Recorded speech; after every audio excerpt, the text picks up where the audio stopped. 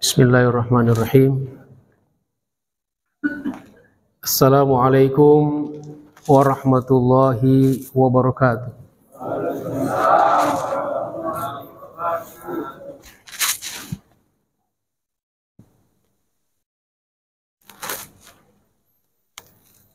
Alhamdulillah. Alhamdulillahirabbil alamin. Wa bihi nasta'inu ala umuri dunya waddin. Allahumma salli ala sayyidina Muhammad al-fatih lima ughliq al-khatim lima sabaq nasiril haqqi bil haqqi wal hadi ila siratikal mustaqim wa ala alihi wa sahbihi haqqa qadrihi wa miqdarihi al-azim. Subhanaka la ilma lana illa ma 'allamtana innaka antal alimul hakim. Allahumma 'allimna ma yanfa'una wanfa'na bima 'allamtana. Rabbana zidna ilman warzuqna fahma. Rabbi shrah li sadri wa yassir li amri wahlul 'uqdatam min lisani yafqahu qawli, amma ba'd.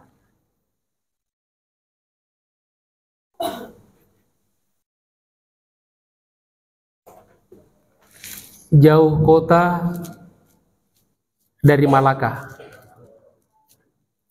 Cakepnya kurang cakep. Jauh kota dari Malaka. Ini baru cakep nih. Pergi haji ke kota Mekah. Dengan bismillah pengajian kita buka. Moga semuanya mendapat berkah. Amin ya rabbal alamin. Alhamdulillah. Puji syukur kita panjatkan kepada Allah Subhanahu wa taala. Setelah kita sholat subuh berjamaah, kita lanjutkan dengan i'tikaf, dengan silaturahim, kemudian dengan majelis ta'lim.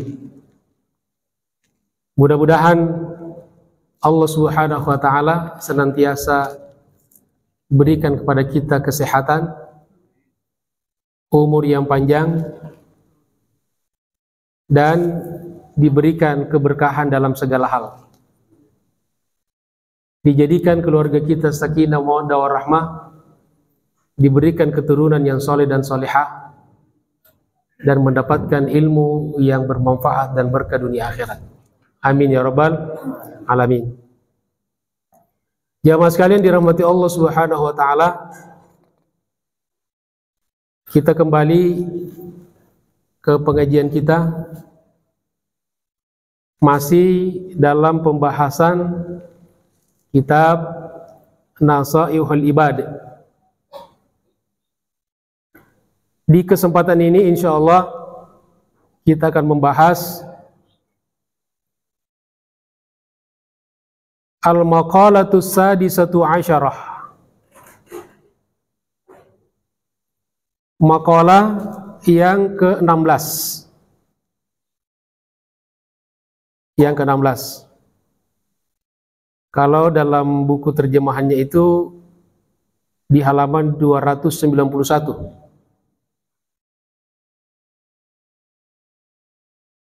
Bismillahirrahmanirrahim.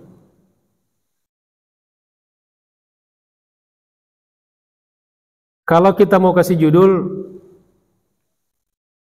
maka makalah ini berjudul penjelasan tentang 10 sifat. Karena ini masih dalam bahasan serba 10 ya. Apa saja yang 10 itu mari kita simak. Qala al-muallifu rahimahullah, qala al-Hasanul Basri rahimahullahu ta'ala, telah berkata Al-Hasan Al-Basri, Kalau dalam bahasa kita biasanya dihilangkan alif lamnya, jadi Hasan Basri. Hasan Basri ini adalah seorang tabi'in, generasi setelah generasi sahabat. Jadi 100 tahun pertama itu generasi sahabat, 100 tahun kedua generasi tabi'in, generasi 100 tahun ketiga namanya generasi tabi'in. 300 tahun pertama inilah namanya generasi salafus soleh. Beliau wafat tahun 110 Hijriah. Berasal dari Basrah. Basrah di mana itu? Di Irak. Walaupun beliau lahir di kota Madinah. Dan beliau lama dididik oleh Ali bin Abi Thalib. Jadi masih bertemu dengan sebagian sahabat baginda Rasulullah Shallallahu Alaihi Wasallam. Apa kata beliau? Jadi beliau ini bercerita, bainama atufu yauman, ketika saya tawaf, maksudnya berkeliling. Tawaf berkeliling di Ka'bah. Pada suatu hari, fi azqiqatil Basrah, di jalan-jalan di kota Basrah, di kota Irak. Wa fi aswaqiha, dan juga di pasar-pasarnya. Ma'asyab bin abidin, bersama seorang pemuda ahli ibadah. Fa'idha ana bitabibin, tiba-tiba saya berjumpa dengan seorang tabib. Apa tabib? Kita sekarang bilang dokter. Dokter itu bahasa Arabnya tabib. Wa huwa jalisun 'alal kursiyyi, yang sedang duduk di atas kursi. Kursi itu bahasa Arab, dari bahasa Arab. Wa baina yadayhi rijalun, dan di hadapan mereka, di hadapan tabib ini, ada laki-laki, banyak laki-laki, wa nisaun, banyak perempuan, wasibyanun, dan banyak anak-anak kecil. Bi aidihim qawariru fiha ma, di tangan-tangan mereka, mereka itu semua memegang botol-botol. Di dalam botol itu terdapat air. Jadi botol berisi air. Wa kullu wahidin minhum, dan setiap dari mereka, yastausif da'an lidaihi, meminta obat untuk penyakitnya. Meminta obat untuk penyakitnya. Faqala, lalu kata Al-Hasan Al-Basri, fataqaddama syabu, pemuda itu kemudian maju, ila tabibi, kepada dokter itu, kepada tabib itu. Faqala, lalu dia berkata, ayyuhat tabib, wahai sang tabib, hal indaka da'un, apakah Anda punya obat, yaghsiludz dzunuba, yang bisa membersihkan dosa-dosa, wa yushfi maradal qulub, dan menyembuhkan penyakit-penyakit hati. Jadi jamaah sekalian, sedikit saya jelaskan bahwa memang antara tabib di zaman kita sekarang dengan tabib dulu itu berbeda. Kalau tabib sekarang ini itu lebih fokus pada pengobatan fisik, medis. Sedangkan tabib dulu itu lahir batin. Lahir batin. Apatah lagi memang sistem pengobatan medis ketika itu masih sangat sederhana, sangat simpel sekali. Nah, kita masih yang generasi kolonial ya, yang ada sekarang ini, mungkin kita masih ketemu dengan orang-orang tua kita ketika panas, anaknya panas atau sakit perut, dibawa ke kakek kan, bawa ke datuk. Diapain oleh datuk? Cuma dibaca-bacain Al-Fatihah, ya, kemudian ditiupin di dalam air, suruh minum, suruh pulang. Insya Allah kalau sudah tidak sakit itu sudah sembuh katanya. Ya, begitu kan orang-orang tua kita dahulu, dan alhamdulillah sehat juga. Ya itu, jadi sekarang dokter-dokter kita ini dokter-dokter yang memang hanya pelaku kesehatan saja. Ya. Apalagi sekarang dokter-dokter itu instan. Ya, nanti ada bahasanya khusus ya. Dipermudah gitu ya.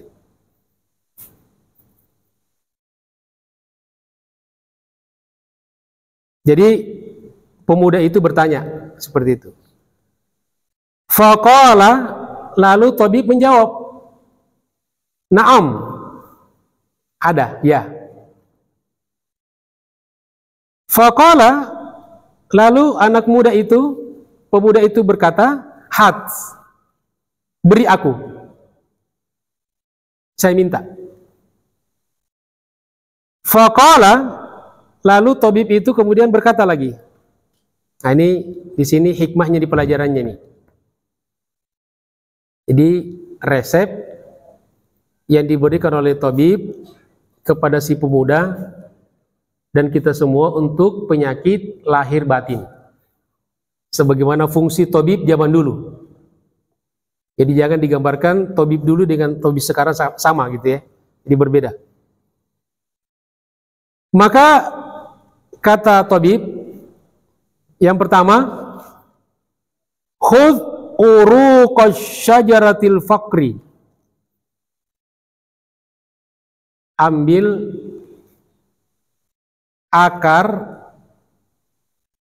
akar-akar pohon kefakiran. Ma'a bersama uruqi syajaratit tawadu.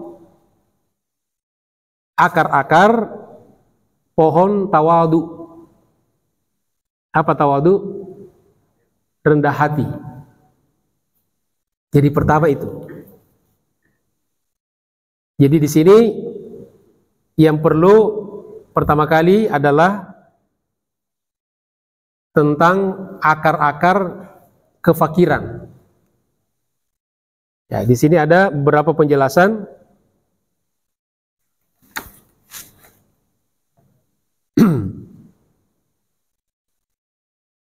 Qala Ibnu Atha,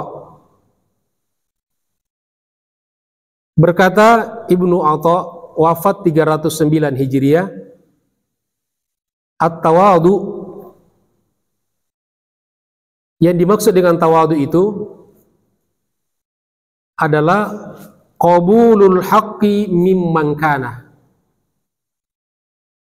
yaitu menerima kebenaran dari siapapun.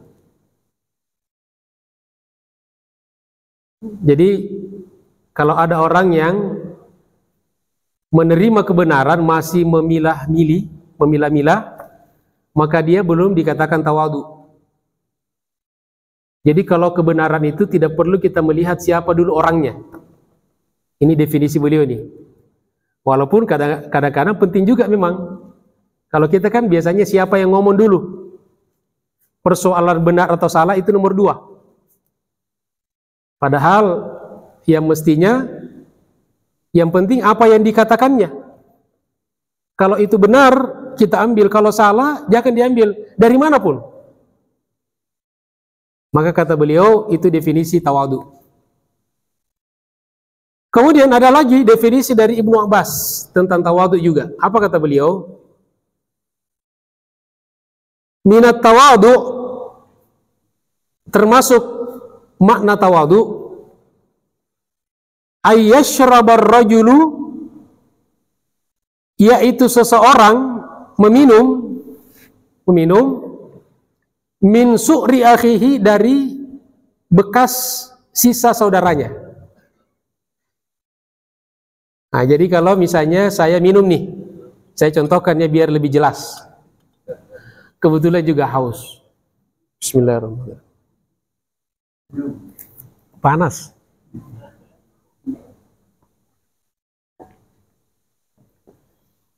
Nah, kalau ada orang yang masih jijik minum minuman bekas saya, sisa saya, ini dianggap oleh beliau belum tawadu. Jadi itu diantara makna tawadu oleh Ibnu Abbas. Nah, kemudian al-faqru, kefakiran, kemiskinan dimaksud. Wa qala al-Kushairi, berkata Imam al-Kushairi, yang dimaksud dengan al-faqr, syiarul aulia, syiarnya para wali-wali Allah. Wali-wali Allah dulu itu miskin-miskin. Wa hilyatul asfiya, dan perhiasannya orang-orang pilihan. Wa ikhtiyarullah ta'ala, dan pilihan Allah subhanahu wa ta'ala li khawasihi, terhadap orang-orang khusus, minal atqiya, dari kalangan orang-orang bertakwa, wal anbiya, dan para nabi-nabi. Nabi-nabi itu rata-rata kebanyakannya miskin. Walaupun ada juga yang kaya raya, paling kaya Nabi Sulaiman. Dan umurnya pun berbeda-beda. Ada yang umurnya hampir 1000 tahun, ada juga umurnya yang cuma 32 tahun. Nabi Yahya itu umurnya cuma 32 tahun. Nabi Isa di bumi itu cuma 33 tahun. Itu yang pertama ya. Jadi yang bisa menyembuhkan penyakit itu pertama kemiskinan, walaupun ini hati-hati dimanai ya. Kemudian juga tawadu. Ya. Kemudian yang kedua, kata beliau, ini resep, waj'al fiha, dan jadikan di dalam kemiskinan itu, artinya keterbatasan harta duniawi dan tawadu, ihlijat taubah, taubat sebagai pencuci. Jadi fungsi taubat itu mencuci. Nah, di sini beliau mengutip sebuah hadis Nabi SAW, riwayat Al-Jamaah, diantaranya Ibnu Majah, nomor hadis 4250, kata Nabi, at-taibu minadz-dzambi, orang yang bertobat dari dosa, kaman la dzamba lahu, seperti tidak punya dosa sama sekali. Ini luar biasanya umat Nabi, umat Rasulullah, ini ada mekanisme namanya tobat. Kalau tobat kita diterima, maka bersih dari dosa seperti orang yang tidak punya dosa. Bahkan yang lebih hebat lagi, dosa-dosanya dikonversi dengan kebaikan. Jadi kalau dosa kita ada 1000, kemudian bertobat dan tobat kita diterima oleh Allah Subhanahu wa taala, maka 1000 dosa itu dikonversi, diganti dengan kebaikan, dengan pahala, 1000 pahala. Tapi jangan diniatkan dulu, kalau gitu dosa aja dulu, nanti tobat. Takutnya tidak sempat taubat kita mati. Itu masalahnya.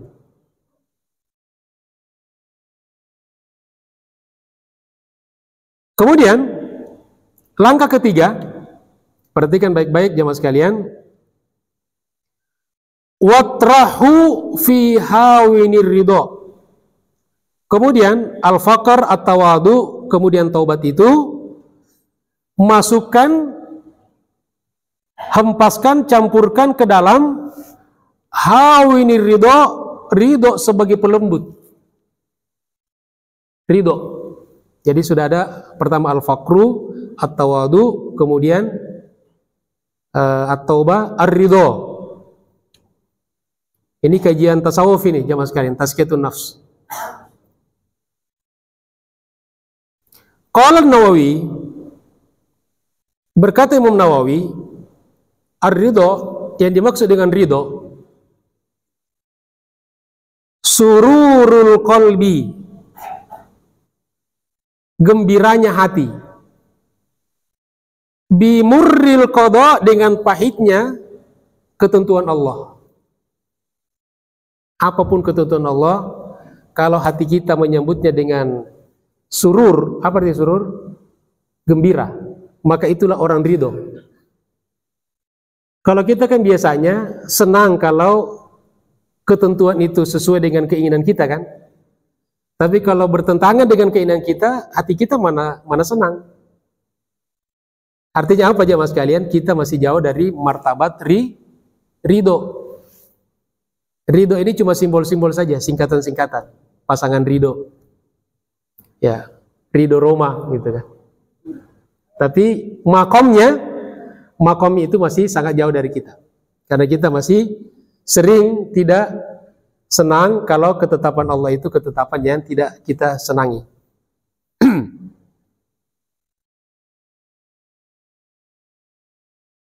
Nah, ada juga definisi lain. Wa qala al-Muhasibi. Al-Muhasibi berkata, beliau ini adalah seorang ulama wafat 243 Hijriah. Ar-ridho, yang dimaksud dengan ridho kata beliau, sukunul qalbi, tenangnya hati, tahta majaril ahkam, di bawah jalan hukum. Jadi kalau kita mengikuti aturan hukum syariat, hati kita menjadi tenang, berarti kita ridho. Misalnya, ya aturan syariah kan hukum-hukum syariah. Ini halal, ini haram, ini boleh, ini tidak boleh.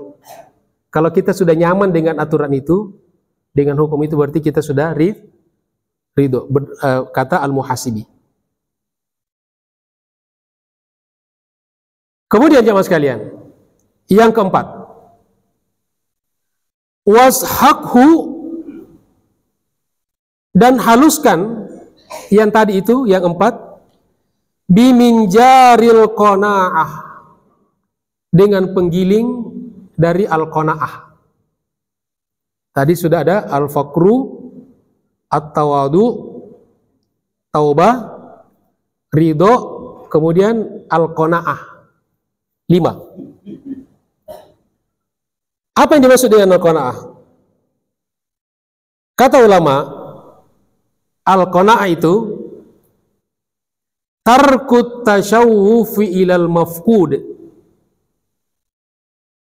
tidak mencari sesuatu yang hilang, tidak mencari sesuatu yang belum ada, wal istighna'u bil mawjud, dan merasa cukup dengan yang ada. Itu orang qanaah. Kadang-kadang kita ini, atau sebagian kita, atau sebagian orang, lebih fokus mencari yang belum ada, sampai tidak punya waktu untuk menikmati yang sudah ada.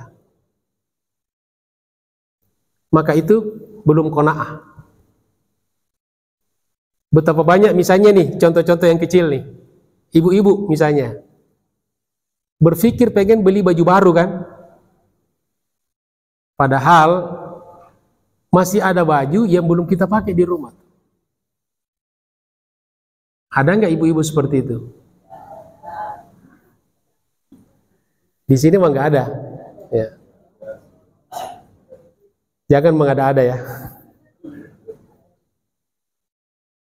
Ini ibu-ibu lain. Kemudian ada lagi definisi al-qanaah dari Ad-Darani.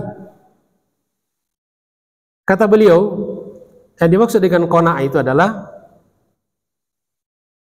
al-qanaatu minar ridho bimanzilatil wara' minaz zuhdi. Posisi qanaah daripada ridho itu seperti posisi wara' dari zuhud. Fal qanaatu awwalur ridho. Qanaah itu adalah tahapan pertama daripada ridho.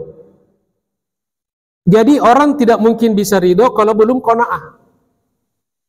Wal wara'u awwaluz zuhdi. Wara' itu adalah langkah awal daripada zuhud. Jadi tidak mungkin orang dikatakan zuhud kalau belum wara'. Jelas ya mas kalian? Sebagian AUA katanya. Ya, pokoknya kurang lebih seperti itulah ya. Memang kalau pagi-pagi begini kalau lapar ya kadang-kadang otak susah mencerna ya.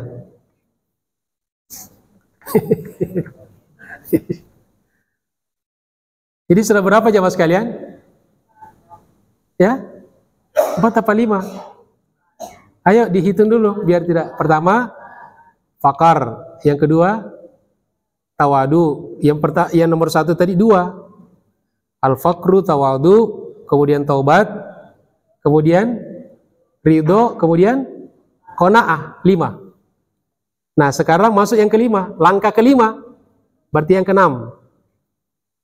Ini biar nguji ngantuknya nih, siapa yang ngantuk, siapa yang tidak. Kemudian yang kelima, waj'alhu, jadikan semua tadi yang 5 itu fi qidrit tuqa, di dalam panci ketakwaan. Jadi ini istilah panci, istilah akar ini hanya perumpamaan saja biar gampang dicerna. Karena ini kajian tasawuf rada tinggi gitu ya. Ya. Jadi kelima tadi itu seakan-akan seperti benda masukkan ke dalam panci takwa. Lalu apa itu takwa? Di sini Ar-Rusbadi wafat 369 Hijriah mendefinisikan takwa dengan mujanabatu ma yub'iduka anillah. Takwa itu adalah menjauhi apa-apa yang bisa menjauhkan kita dari Allah. Itu takwa. Kemudian waqala Ibnu Atha. Ada lagi ulama namanya Ibnu Atha berkata bahwa litakwa, takwa itu zahirun wa batinun, ada lahiriahnya, ada batinnya, ada tampak luarnya, ada dalamnya. Fa zahiruhu, zahirnya takwa, tampak luarnya takwa itu adalah muhafadzatul hudud, ketika kita bisa menjaga batasan-batasan Allah. Kalau kita bisa menjaga hukum-hukum agama secara luar, menjaga sholatnya, menjaga puasanya, menjaga auratnya dan sebagainya, itu tampak luarnya kan? Wa batinuhu, sedangkan batinnya di dalamnya an-niyatu wal ikhlas, selalu menjaga niat dan menjaga keikhlasan. Jadi jangan hanya luarnya saja, lupa kita dalamnya, jangan juga dalamnya saja. Seperti ada ajaran tasawuf yang sesat yang mengatakan tidak perlu kita sholat, karena sholat itu hanya tampilan luar. Ada pernah begitu kan? Loh, kok Bapak tidak sholat? Saya mah yang penting hatinya sholat. Ya. Bapak kenapa tidak pernah ke tanah suci? Saya sudah ke tanah suci. Hati saya. Giliran waktu makan, paling duluan makan. Kita bilang mestinya hatinya saja makan. Nah kalau makan lain katanya. Ada-ada aja ini. Ya. Jadi itu takwa lahir batin ya. penampilan luarnya juga dalamnya. Kemudian jemaah sekalian, yang keenam, langkah keenam, masuk ke 7 ya. Kemudian kata beliau, wa subba alaihi ma'al haya. Lalu keenam tadi, ya keenam hal yang tadi itu yang sudah dimasukkan dalam panci ketakwaan, sirami dengan air malu. Jadi malu ini seakan-akan air campur dengan malu. Halo jemaah sekalian, masih masih hidup? Alhamdulillah. Karena kalau tidur itu kan mati kecil, ya kan? Jadi kalau ngantuk itu setengah mati kecil. Makanya masih hidup, artinya bukan, maksudnya masih tidak ngantuk gitu ya. Jadi sirami dengan apa? Jadi tadi itu al-fakru, tawadu, tobat, ridho, qanaah, apalagi takwa, sirami dengan malu. Udah pintar semuanya. Qala al-Junaid, berkata Imam al-Junaid, apa yang dimaksud dengan malu itu? Kata beliau, al-haya, malu, halatun, satu kondisi, tansya'u, yang muncul, min ru'yatin ni'am, dari melihat kenikmatan-kenikmatan, wa ru'yatit taksir, dan melihat kekurangan-kekurangan. Jadi malu itu adalah, kata beliau, suatu kondisi yang muncul ketika kita melihat kenikmatan dari Allah, sembari kita merasakan kekurangan kita. Betapa banyak nikmat yang Allah berikan pada kita, tetapi begitu kurang ibadah kita kepada Allah Subhanahu wa taala. Lalu muncul rasa malu. Itu malu yang benar. Kemudian wa qala Dhunnun al-Misri, ulama yang lain namanya Dhunnun al-Misri berkata, al-haya, yang dimaksud dengan malu itu adalah wujudul haibati fil qalbi, adanya rasa hormat yang sangat mendalam di dalam hati kepada Allah. Ma'awahsyati ma sabaqa minka ila rabbika, bersamaan dengan adanya rasa gersang, rasa sepi dalam hati terhadap apa-apa yang telah berlalu dalam diri kita kepada Tuhan, kepada Allah Subhanahu wa taala. Maksudnya apa jemaah sekalian? Kita merasa ada takut, hormat kepada Allah ketika melihat masa lalu kita yang tidak baik, dosa-dosa kita, kezaliman kita, kejahatan kita, lalu muncul penyesalan dan ada kita ingat kepada Allah, maka itu namanya al-haya. Kata Dhunnun al-Misri. Kemudian jemaah sekalian, kata beliau, kata tabib, wa aglihi, dan aglihi mendidihkan, didihkan, yang tadi itu takwa, fakar, kemudian tawadu, apalagi 3, taubat, 4, ridho, 5, qanaah, 6, ya, takwa, 7, malu, al-haya. Nah, semua itu kan dimasak ini dalam panci, ada airnya. Bayangkan aja masak apa Indomie gitu ya. Ya tambah lapar kita jadi. Nah, kemudian kata beliau, lalu didihkan, biarkan mendidih. Nah, kalau mendidih pakai apa aja mas sekalian? Pakai api kan? Binaril mahabbah, dengan api cinta. Masya Allah. Api apa? Api cinta, jangan api amarah. Kalau api amarah, panci terbang. Kalau api cinta, nah panci isinya kopi mendidih. Ya. Kemudian di sini ada penjelasan dari Abu Yazid Al-Bustami, wafat 261 Hijriah. Kata beliau, apa yang dimaksud dengan cinta? Mahabbah itu. Kata beliau, mahabbah itu adalah istiqlalul katsiri min nafsika.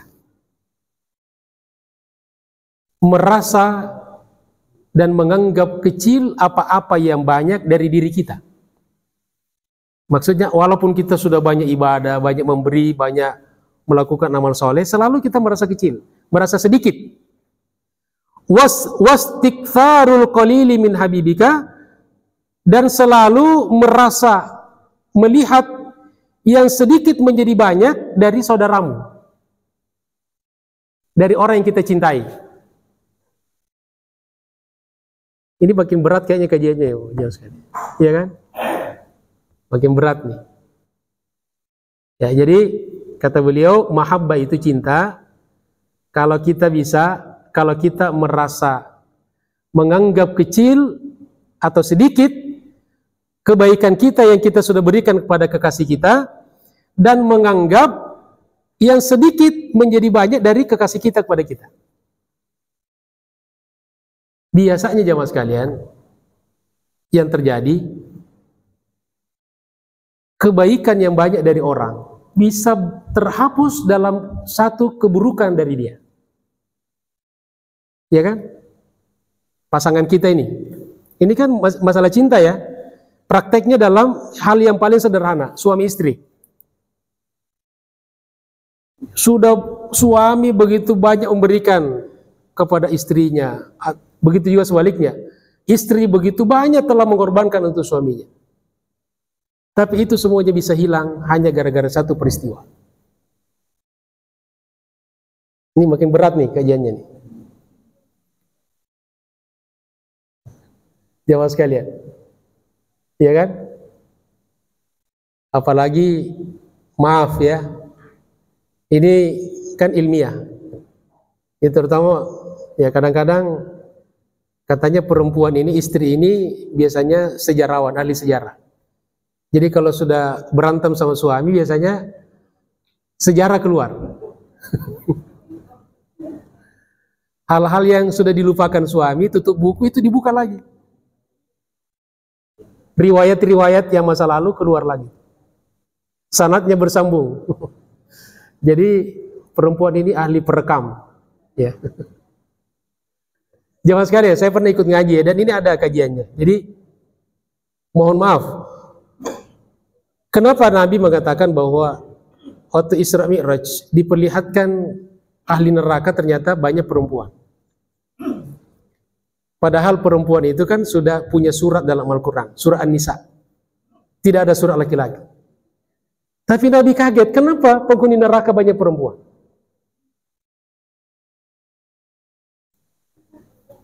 Kenapa perempuan banyak ahli neraka? Bukan karena mereka tidak sholat, bukan karena mereka tidak puasa, bukan karena mereka tidak sedekah.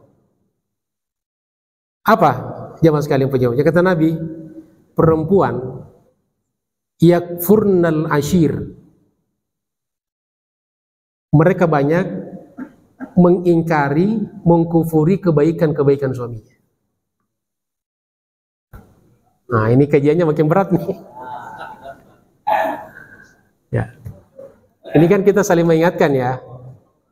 Ada juga laki-laki begitu kan? Tapi kan jawaban dari Nabi kan? Ya, makanya biar tidak masuk neraka ya jangan. Ya, sekarang banyak viral tuh video-video yang Masya Allah. Ya. Kadang-kadang kita sering kasihan juga sama laki-laki nih, suami. Kita nanti buat komisi perlindungan suami.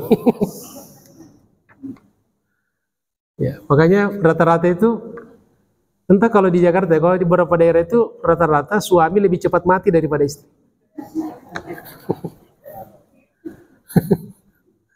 Karena tingkat stresnya lebih besar. Sudah di kantor dimaki-maki sama atasan, di jalan ditangkap polisi, sampai di rumah, ini pengalaman. Kita hari ini curhat ya. Ya. Curhat semuanya, ya. Yang mau curhat silakan. Bukan saya, bukan. Ya, namanya manusia kan kadang-kadang. Nggak apa-apa. Itu ya jamaah sekalian. Kemudian, nah ada lagi nih definisi cinta dari Al-Qurashi. Apa kata beliau? Hakikatul mahabbah, hakikatnya cinta itu adalah, ini paling tinggi nih. Makin tinggi nih. Antahiba kullaka. Kalau kamu bisa menghibahkan dirimu semuanya, liman ahbabta kepada orang yang kamu cintai. Wah, berat. Fala yabqa, sampai tidak ada yang tinggal laka untukmu minka syai', untuk dirimu sendiri. Kayaknya tidak, kita belum punya nih. Jauh sekali ya. Nah, ini kalau bisa kepada manusia, bisa kepada Allah. Jadi kalau kita sudah memberikan segala-galanya, kalau kita sudah wakafkan, hibahkan diri kita untuk yang kita cintai. Yang kita cintai Allah, Rasulullah, agama. Kalau kita sudah wakafkan jiwa raga kita kepada Allah, Rasulullah, agama, sampai tidak ada lagi tersisa untuk pribadi kita. Maka itulah hakikat cinta. Jamaah sekalian, kemudian sudah mendidih ya. Sudah hampir dihidangkan nih. Ya, sabar ya. Kedelapan kata beliau, waj'alhu, yang tadi yang sudah sampai mendidih itu. Nah, kalau sudah mendidih jangan langsung diminum. Kalau diminum nggak jadi obat malah. Waj'alhu, jadikan dia fi qadahi syukri, di dalam wadah kesyukuran. Syukur sebagai wadah. Apa dimaksud syukur itu jamaah sekalian? Imam Nawawi mendefinisikan al-i'tirafu bi ni'matil mun'im, yaitu mengakui, menyadari nikmat sang pemberi nikmat. Ketika kita minum misalnya dan kita langsung ingat pada Allah, luar biasa, nikmat. Dan ini adalah pemberian sang pemberi nikmat. Kita bisa melihat, lalu kita ingat Allah, ini pemberian dari Allah. Kita sehat, jari-jari kita masih bisa bergerak. Ada orang nggak bisa bergerak jarinya seperti ini. Maka kita ingat pada Allah, dialah yang memberikan nikmat itu semua. Kemudian jamaah sekalian, yang kesembilan, warawwihu. Nah, kan tadi mendidih, sudah dimasukkan dalam wadah kesyukuran, jangan langsung diminum, masih panas. Maka kata beliau, warawwihu, tenangkan dulu, dinginkan dulu, bimirwahatir roja, dengan kipas dari roja. Apa roja itu? Roja kata Ibnu Khafif, huwa istibsyaru biwujudi fadlihi ta'ala,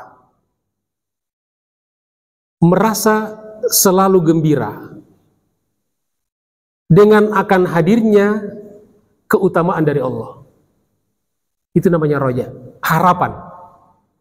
Apapun kondisi kita, maka kita selalu berharap ada yang terbaik nantinya.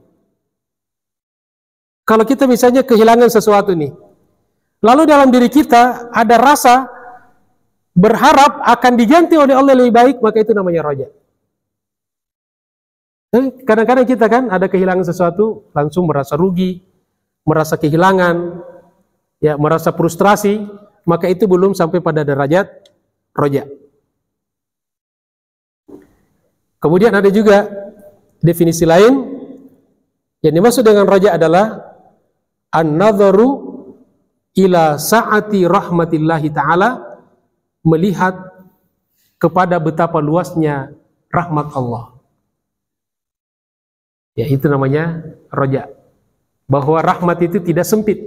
Jadi kalau misalnya mentok kita dalam satu hal, maka ingatlah di luar itu ada rahmat Allah yang lebih luas. Ya. Jamaah sekalian, nah sekarang sudah dingin, kan sudah dikipasin nih kan? Maka kata beliau, waktunya untuk diminum. Washrabhu, dan minumlah bimil aqatil hamdi, dengan sendok hamdalah. Hamdalah itu alhamdulillah. Jadi alhamdulillah dianggap sebagai sendok. Jadi jangan diminum dari pancinya. Ya, pakai sendok juga. Kan ada takarannya kan, namanya obat. Ini kan resep. Nah, apa yang dimaksud dengan alhamdulillah itu? As-sana'u 'alallah, yaitu memuji Allah, ma'at ta'zimi lahu, dengan mengagungkannya. Jadi kita memuji Allah, subhanallah, masya Allah. Tapi bukan bibir kita doang, tapi ada diikuti dengan perasaan mengagungkan Allah. Itu namanya hamdalah. Kemudian kata beliau yang terakhir, fa innaka, karena sesungguhnya engkau, in fa'alta dzalika, kalau kamu kerjakan itu, mulai dari proses tadi, al-faqru, at-tawadu, at-taubah, apa lagi? Ar-ridho, apa lagi? Al-qanaah, apa lagi? 6, taqwa, 7, malu, 8, mahabbah, cinta, 9, syukur, 10, hamdalah. Nah, kalau itu semua sudah berhasil diracik dan sudah diminum, maka fa innaka yanfa'uka, maka itu akan bermanfaat bagimu, min kulli da'in, dari setiap penyakit, bisa menyembuhkan semua penyakit, wa bala'in, dan setiap bala. Jadi bukan hanya penyakit lahir, tapi juga batin. Bukan hanya penyakit, tapi bala secara keseluruhan.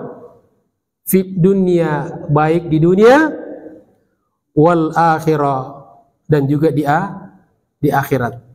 Kalau Panadol kita minum hanya dunia dan cuma menghilangkan sakit kepala kan? Tapi ini dunia dan akhirat, lahir dan batin. Semoga Allah Subhanahu wa taala sembuhkan seluruh penyakit yang ada pada diri kita, keluarga kita, saudara-saudara kita, dan juga termasuk penyakit di bangsa dan negara kita.